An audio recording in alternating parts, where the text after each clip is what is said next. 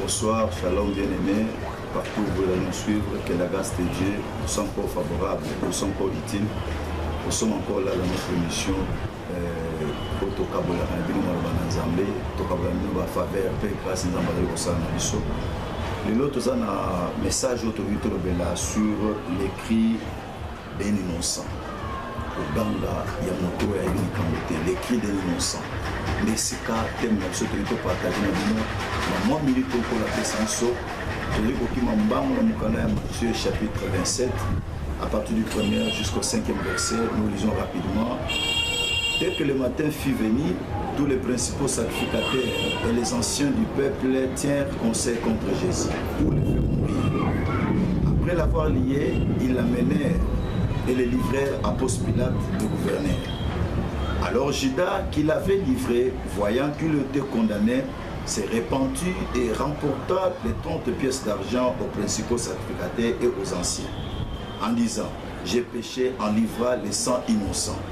Il répondit, que nous importe, cela te regarde plutôt.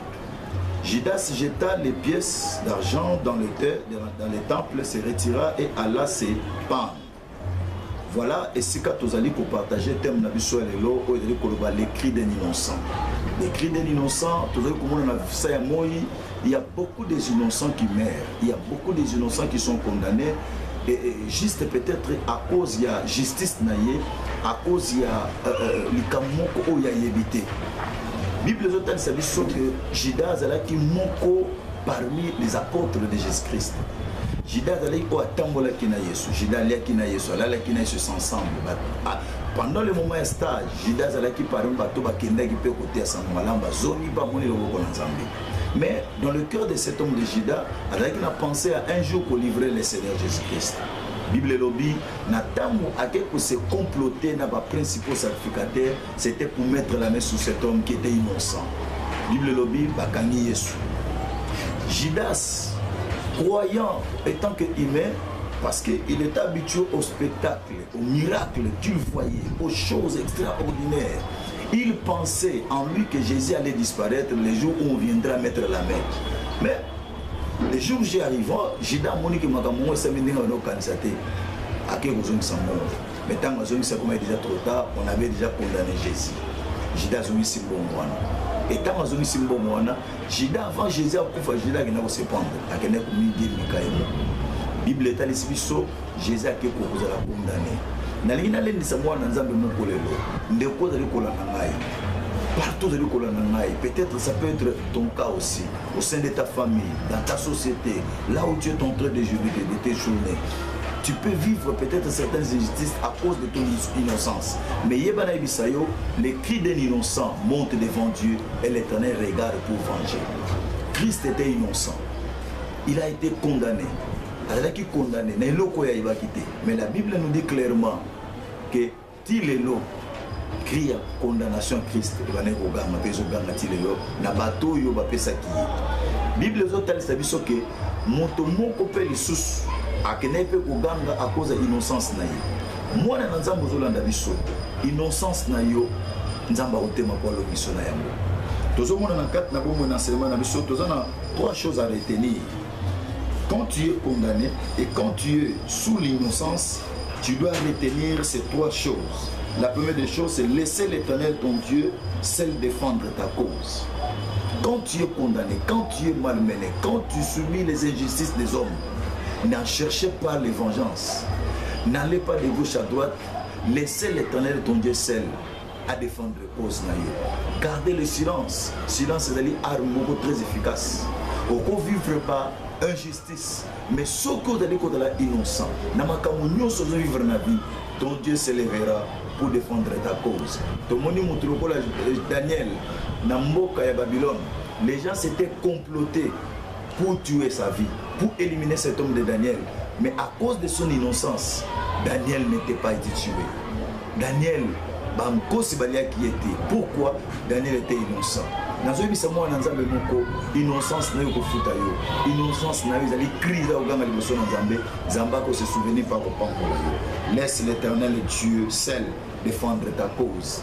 koluka bato ba défendre cause na ote moto pas za moto moto yo zo ka défendre cause na yo lo pa ko côté lo makita aluki pa voyer yo mais la seule personne au côté ka li campo ta défendre cause c'est Yahweh El Shaddai. La deuxième des choses, ne sois pas agité, ne te plains pas pour avoir la faveur des hommes. Quand tu te sens que vous avez une innocence, vous avez agité, vous avez pu se plaindre de gauche à droite pour chercher la faveur des hommes. Non.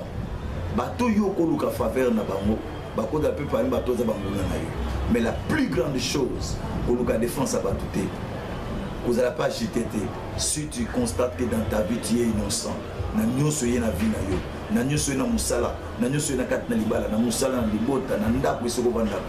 La seule chose que je tiens à te demander, bien aimé, les alliés, vous allez agiter, vous allez faire que tu vas défendre les causes, tu es toujours dans le calme. Troisième des choses, oui, c'est garder ton silence. C'est dans le silence où la vengeance de l'Éternel va intervenir. Donc silence na yo, na kat na monde, vengeance sans jamais intervenir. Bible est un peuple d'Israël, je voulais parler. Bible dit tant bazobima ba comme les bosso au lumière rouge ba lima wana ko s'agiter mais comme bazalaki na innocence crie à innocence na mo gangaki Moïse alobi ba égyptien bozo mona bango lelo bo tira ko mona bango suscité bien aimé dans le Seigneur il y a des choses ezolanda biso na sena moyi il y a des choses ozo subir na yango eza makambo ebelo zo kutana na yango innocence na yo et ko permettre que nzambe banguna na yo lelo lobi o mona bango suscité. Tous ces gens qui te mettent des bateaux dans les roues, tous ces gens qui souhaitent te voir disparaître avant les temps établis par Dieu, bien aimé, parce que dans ce monde il y a des gens rancuniers, les gens baza ko na penser mon qu'on a évité baza ko linga même exister mais innocence na yo ba arme na peso les amis ça tika nzambe yemoko abundela yo a défendre cause na yo arme mi balé ne t'agite pas, ne cherche pas à de gauche à droite bateau plein de cause na yo.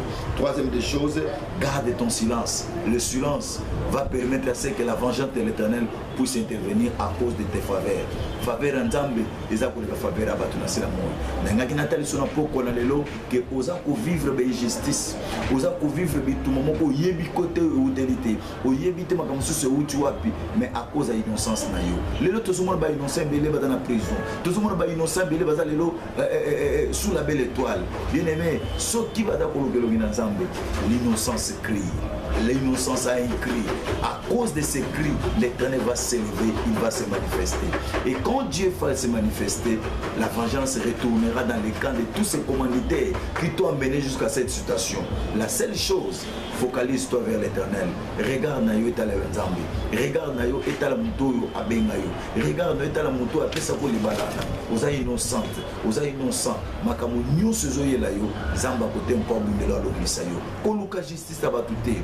Koluka justice abatute. Luka nzambe yemoko na innocence na yo. Si tu reconnais en toi que tu es innocent, Dieu va s'élever. Tala Judas. Judas akene kokufa yemoko. Na bondeli nzambe lelo. Batunyo so bakozo ba préjudice, batunyo so bakozo ba tort avant que peut-être mon monsieur le canavi nzambe ngatelema alongisa. Voilà moi exhortation de la guine mo lelo émission na biso pour nous kopesa na bino na ko étaler les cris des innocents. Quand un innocent crie, le ciel attend et le ciel intervient. Ne t'agite pas, ne sois pas troublé parce que tu subis certaines choses à cause de l'innocence. Ne planichez pas chez les hommes. Ces hommes à qui tu parles pour te planifier, ils peuvent aussi te contourner aussi. Mais la seule chose que je tiens à te demander, c'est garder le silence. Reste calme. Voilà un peu qu'on a là. C'est votre serviteur apôtre Michel Kalala. Zambe na muya na tiki bana na nyonso azolanda biso na tango ngolo na yo likola bomoi na bango moto nyonso azovivre na étape ya innocence Zambe telema pour le misai na kata libala na kata musala na kata na affaire à cause ya bato batondi na jalousie pe rancune à cause ya bato bamele situation za bizarre na innocence na ye Zamba ba innocent telema lomisa bana na yo na kombo na Yesu nde tobondeli botolobi amen. Tika ngolo na Zambe tata ezala na bino. L'adresse de M. Zali, plus 243 5 011 76 16 plus 243 99 30 746 soko bengi biso ozali biso pour un conseil orientation pe le sambo zamba sala biso pe mbulu na kobondela pour na téléphone na kobondela bato en distance et il manifeste aussi sa grâce. Voilà tika est un collaborateur.